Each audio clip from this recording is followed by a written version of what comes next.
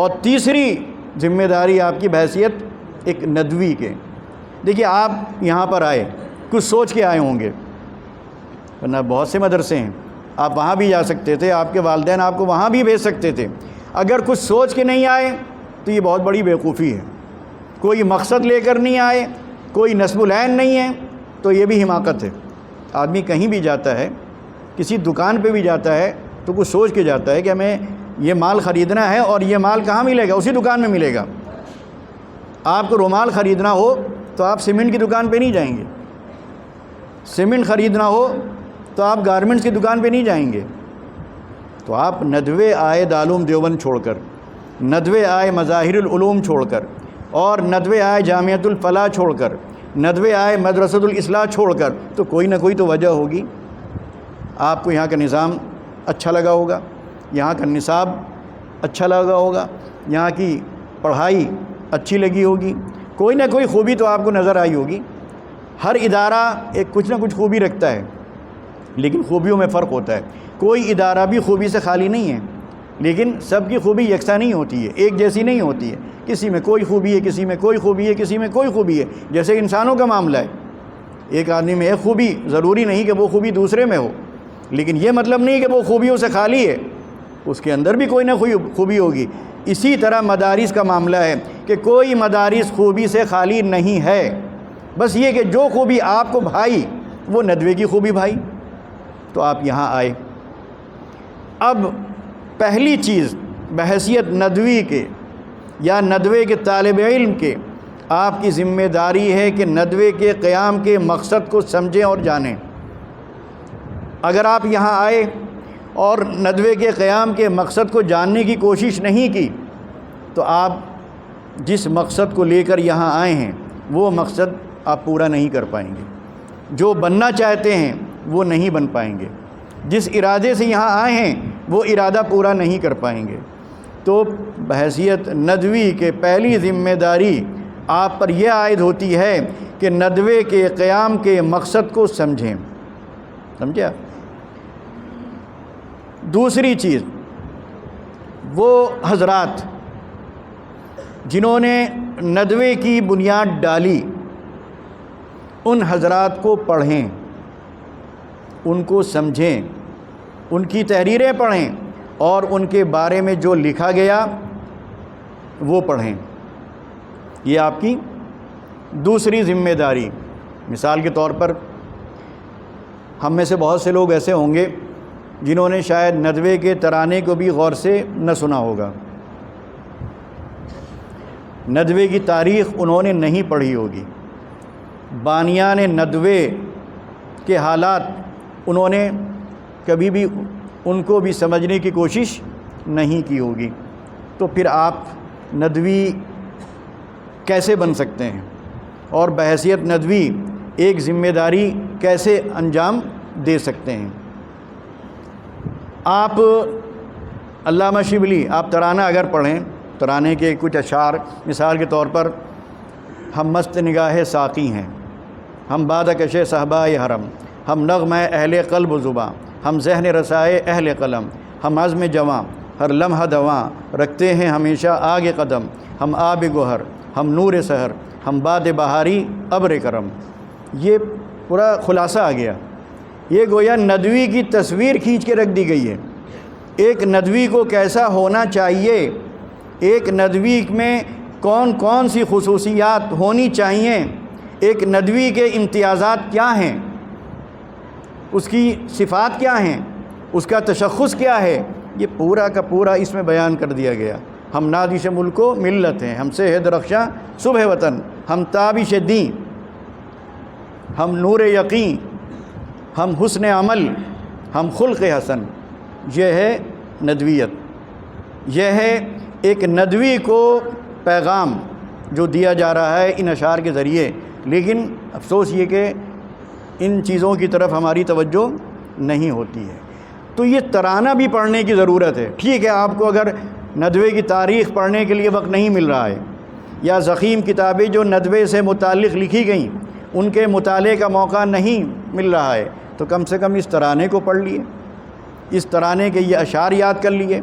اس ترانے میں اپنے کو دیکھنے کی، اس ترانے کے آئینے میں اپنے کو دیکھنے کی کوشش کیجئے، آپ اس میں کتنا فٹ ہو رہے ہیں، کتنا پورا اتر رہے ہیں، سمجھے آپ؟ جو یہ ترانہ جو آپ سے جیسے وہاں قرآن مطالبہ کر رہا ہے مسلمان سے، اور احادیث مطالبہ کر رہی ہیں ایک عالم دین سے، ویسے ہی یہ ترانہ بھی آپ سے کچھ مطالبہ کر رہا ہے، یہ بھی کہہ رہا ہے کہ یہ چیزیں کرو، جیسے وہاں ہے کہ اگر آپ ان پر عمل کریں گے تو آپ مسلمان ہوں گے، ان پر عمل کریں گے تو آپ عالم کہلائیں گے، اسی طرح اگر آپ ان پر عمل کریں گے تو آپ ایک ندوی کہلائیں گے، پھر آپ کو حق ہوگا کہ آپ اپنے کو ندوی کہیں۔ علامہ وہ کیا ہے، گنجی نائے فضل رحمانی، وہ جس نے بلند اسلام کیا، دانش کا دائے شبلی جس نے پھر ذوق سخن کو عام کیا، وہ بزم سلیمانی جس نے تحقیق و نظر کا کام کیا، انفاس علی نے روشن پھر ندوے کے جہاں میں نام کیا۔ تو ندویت کیا ہے، اس میں سب آ گئی سمٹ کر۔ پہلی چیز کیا کہی گئی؟ گنجین فضل رحمانی، وہ جس نے بلند اسلام کیا۔ مولانا سید محمد علی منگیری رحمۃ اللہ علیہ سے آپ کو کیا لینا ہے؟ اسلام کی سربلندی کا جذبہ۔ کیا لینا ہے؟ ندویت کیا ہے؟ پہلی اس کی نہیں، آپ اگر چوکھٹے تیار کریں تو چاروں کونے جب تک مکمل نہیں ہوں گے وہ فریم تیار نہیں ہو سکتا ندویت کا۔ تو ایک پہلا کونا کیا ہے؟ اسلام کی سربلندی کا جذبہ، یہ آپ کو لینا ہے۔ اور یہ کہاں ملے گا؟ یہ آپ کو ملے گا سیرت محمد علی منگیری میں۔ آپ پڑھیے مولانا منگیری رحمۃ اللہ علیہ کے حالات، جو ندوۃ العلماء کے پہلے ناظم تھے ان کے حالات پڑھیے، جو ندوے کے بانی تھے ان کے حالات پڑھیے۔ بات سمجھ میں آئی؟ کیا اسلام کی سربلندی کا جذبہ ہمیں ملے گا کہاں؟ مولانا سید محمد علی منگیری رحمۃ اللہ علیہ۔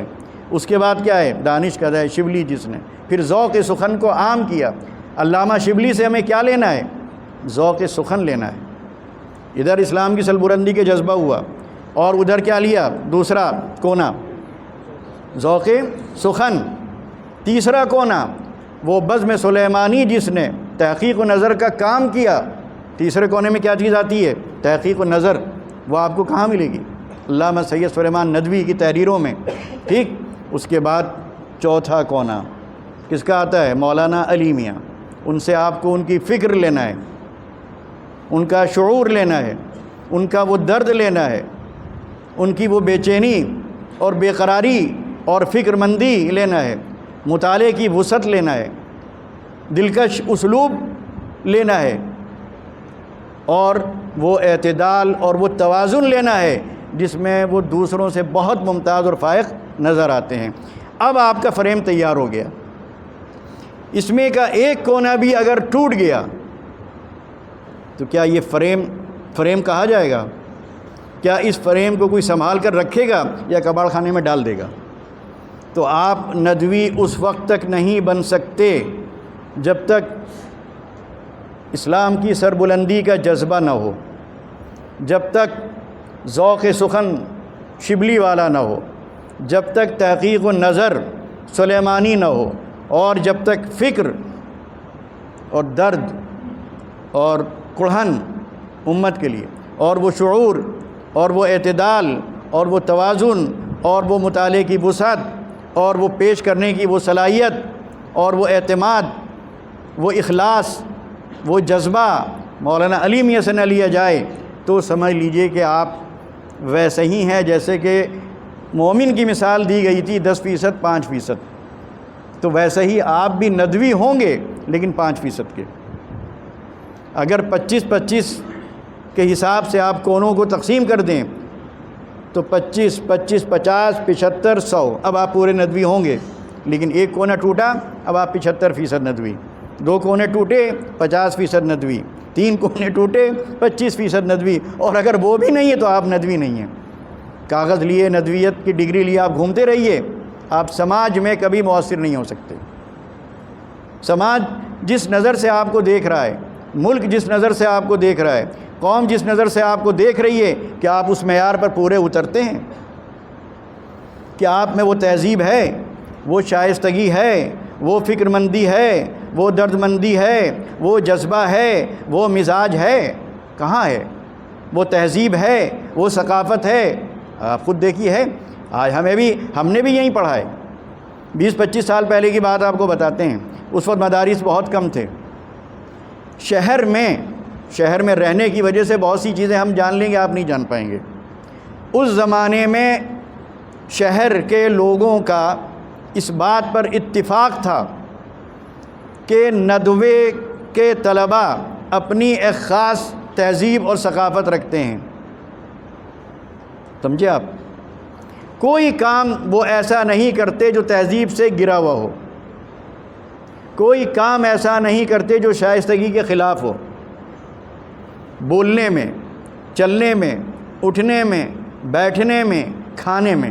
یہاں تک تھا کہ جیسے چائے خانوں میں اگر کوئی ٹوپی والا، کرتے پجامے والا بات بیہودگی کے ساتھ کر رہا ہے، بدتمیزی کے ساتھ کر رہا ہے، صرف پکارنے میں ویٹر کو جو اس کا انداز ہے وہ جاہلانہ ہے، غیر مہذبانہ ہے، تو وہ کہتے تھے یہ ندوے کا نہیں ہو سکتا، کہیں کا ہو سکتا ہے، ندوے والے ایسے نہیں ہوتے۔ لیکن اب وہ صورتحال نہیں ہے جو ہمارا انداز ہے، کیونکہ اب شہر میں آپ امامت بھی کرتے ہیں، شہر میں کرائے کے کمرے لے کر رہتے بھی ہیں، شہر میں آمد و رفت بھی ہوتی ہے، تو کیا وہ جو ندوے کی تہذیب تھی، ندوے کی ثقافت تھی، بلکہ ہم اس کو ندوے کی کیونکہ اسلامی ثقافت، اسلامی تہذیب، کیا آپ اس کی نمائندگی کرتے ہیں؟ کیا سڑک پہ چلتے وقت اس بات کا خیال رکھتے ہیں کہ ایک ندوی جا رہا ہے، ایک عالم جا رہا ہے، ایک مسلمان جا رہا ہے؟ آپ تو چل رہے ہیں، راستے میں کوئی خاتون جا رہی ہیں، آپ ان کو دیکھتے جا رہے ہیں، آپ آگے دیکھ رہے ہیں ان کو اور پیچھے والا آپ کو دیکھ رہا ہے۔ بات سمجھ میں آئی؟ آپ آگے ایک خاتون کو بار بار دیکھتے ہوئے جا رہے ہیں، مڑ مڑ کے آپ دیکھ رہے ہیں، اور آپ یہ نہیں سمجھ رہے ہیں کہ آپ تنہا اس کو دیکھ رہے ہیں، 10 آپ کو دیکھ رہے ہیں۔ کیا رائے قائم کر رہے ہیں آپ کی؟ باہر نکلے، ٹوپی اتاری، جیب میں رکھ دی۔ ہوتا ہے کہ نہیں ہوتا ہے؟ کیا اثر پڑتا ہے؟ اس کا اثر کب محسوس کریں گے؟ اس وقت محسوس کریں گے جب آپ کسی برقع پوش خاتون کو گھر سے نکلتے دیکھیں، ٹھیک، اور شاپنگ مال میں اپنے برقعے کو اتار کر اپنے پرس میں ٹھوستے ہوئے دیکھیں، تو آپ کے دل میں کیا خیال آتا ہے؟ آپ اس عورت کو اچھا کہیں گے؟ اس کو اچھا سمجھیں گے؟ گھر آ کر آپ خود تبصرے کریں گے، صاحب ایک عورت دیکھی، گھر سے تو نکلی تھی برقعے میں، لیکن شاپنگ مال میں جب گھسی تو وہاں اس نے کیا کیا؟ اتنی احساس کم تری کا شکار تھی، اتنا اس کو اپنے برقعے پر گویا اپنی کیا کہنا چاہیے، ذلت کا احساس ہو رہا تھا برقع پہن کر، کہ اس نے وہاں پر جا کے سب سے پہلا کام جو کیا کہ برقعے کو اتار کے پرس میں رکھ دیا۔ تو جو تصور یا جو خیال اس عورت کے بارے میں آپ کے دل و دماغ میں آتا ہے، وہی خیال شہر کے لوگوں کا اس طالب علم کے بارے میں آتا ہے جو نکلتا ہے کرتے پجامے میں ندوے کے گیٹ سے، اور اسٹیشن پہنچتے پہنچتے وہ سب بدل چکا ہوتا ہے۔ اب یا تو لوور آ گیا، یا پتلون آ گئی، یا ٹی شرٹ آ گئی، ٹوپی غائب ہو گئی۔ آپ کیا سمجھتے ہیں دوسرا اندھا ہے کیا؟ وہ آپ کو نہیں دیکھ رہا ہے، وہی آدمی آپ کو دیکھ رہا ہے کرتے پجامے میں، پھر وہی اسٹیشن پہ دیکھ رہا ہے، ٹرین پہ دیکھ رہا ہے، پلیٹ فارم پہ دیکھ رہا ہے، جہاز پہ دیکھ رہا ہے، ایئرپورٹ پہ دیکھ رہا ہے، بازاروں میں دیکھ رہا ہے کہ وہاں گیا آپ نے اتارا۔ بہت سے لڑکے کیا کرتے ہیں، اندر لوور ہیں، ٹی شرٹ ہے، اوپر پجامہ، لمبا سا کرتا، ماشاءاللہ بہت مطلب بالکل، یعنی پجامہ ٹخنے سے بہت اوپر اور کرتا بالکل ٹخنے سے ملا ہوا، بالکل شیخ الحدیث شیخ الاسلام کی طرح نکلے یہاں سے، اور اس کے بعد کرتا اتارا، تھیلے میں ڈالا، پجامہ اتارا، وہ بھی تھیلے میں ڈالا، اب آپ بالکل دوسرے ہیں۔ تو اس کا مطلب یہ ہے کہ آپ یہاں پر مجبور ہیں، یہ لباس پہننے پر مجبور، یہ ثقافت اختیار کرنے پر مجبور۔ تو مجبوری کے ساتھ جو کام کیا جائے گا اس میں کبھی کامیابی نہیں ملے گی، حقیقت ہے۔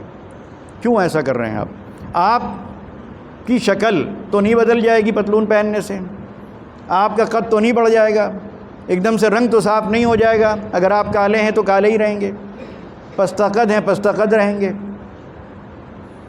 دبلے پتلے ہیں دبلے پتلے ہی رہیں گے، ایسا نہیں ہوگا، رہیں گے آپ ایسے ہی۔ تو اس لباس کے مقابلے میں کرتے پجامے میں پھر بھی ایک وقار ہے، عوام پھر بھی اس کا احترام کرتے ہیں، اس کا نہیں کریں گے، کیونکہ اس طرح کے لباس میں ان کو جو لڑکے دکھتے ہیں وہ غلط حرکتیں ہی کرتے ہوئے دکھتے ہیں۔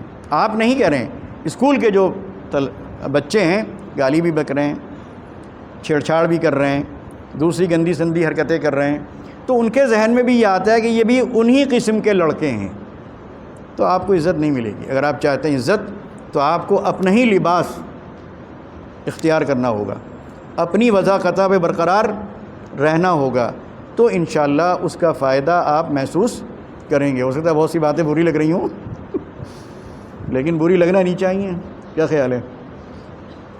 تو چلیے خیر، یہ چند باتیں تھیں جو ذہن میں آئیں، وہ آپ حضرات کے سامنے رکھ دیں۔ امید ہے کہ انشاءاللہ آپ بھی عمل کی کوشش کریں گے، ہم بھی عمل کی کوشش کریں گے، اپنے کو مسلمان سمجھیں گے، بحیثیت مسلمان جو ذمہ داری ہے یا ذمہ داریاں ہیں ان ذمہ داریوں کو ادا کرنے کی کوشش کریں گے، بحیثیت عالم دین جو تقاضے ہیں ان تقاضوں کو پورا کریں گے، اور بحیثیت ایک ندوی ہم پر جو ذمہ داری عائد ہوتی ہے ان ذمہ داری کو بھی نبھانے کی پوری کوشش کریں گے۔ تو انشاءاللہ آپ خود دیکھیں گے یہ سب جو شوق ہوتا ہے نا، یہ کپڑوں کا اور اس کا اس کا، یہ چند دن کا ہے، ایک عمر آتی ہے کہ سارے شوق ختم ہو جاتے ہیں، لیکن نقصان پہنچ چکا ہوتا ہے، نقصان پہنچ چکا ہوتا ہے، بعد میں احساس ہوتا ہے، لیکن وقت نکل چکا ہوتا ہے۔